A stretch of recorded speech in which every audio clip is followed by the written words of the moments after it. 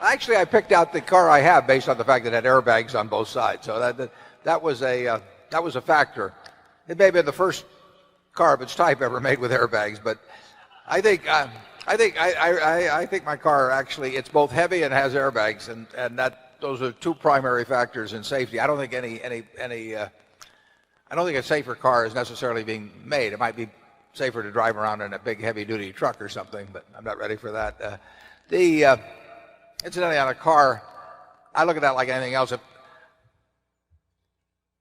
It would take me probably a half a day to go through the exercise of buying a car and reading the owner's manual and all of that. And that's just a half a day I don't want to give up in my life for no benefit. If I could write a check in 30 seconds and be in the same position I'm in now with a newer car, I'd be glad to do it this afternoon. But I don't like to trade away when there's really no benefit to me at all. I'm totally happy with the car.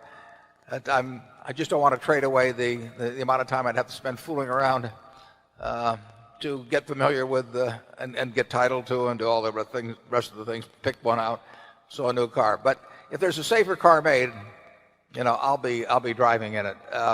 Well, in personal consumption, Warren is more frugal.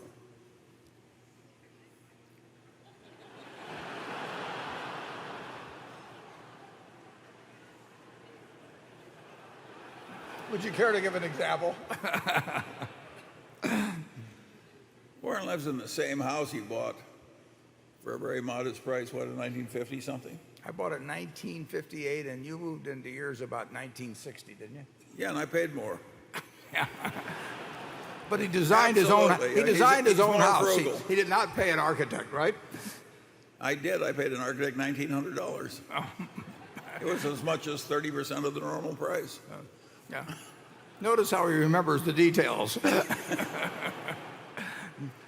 No, I have everything in life I want. It's a very simple thing. If there's anything that money could buy, there are things money can't buy. But if there's anything money could buy that I wanted, I'd do it this afternoon.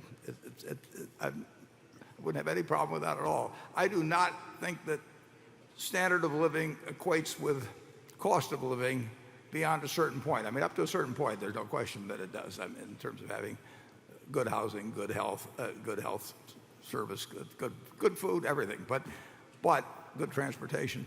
But there's a point, I think, if anything, you start getting inverse correlation. My life would not be happier. In fact, it'd be worse if I had 6 or 8 houses or a whole bunch of different things I could have. It just doesn't correlate. And so having everything I have, I mean, you can't have more than that. And that doesn't really make any. It makes a difference up to a point. I mean, you can start thinking a lot differently when you got to X, but when you get to 10X or 100X or 1,000X, it just doesn't make any possible difference. But, Charlie, can you? Frugality basically has helped Berkshire, and I look out at this audience and I see a bunch of understated frugal people too. We collect you people.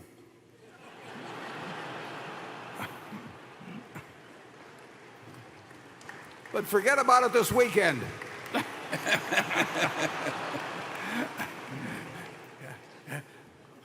The more you buy, the more you save at these prices, folks.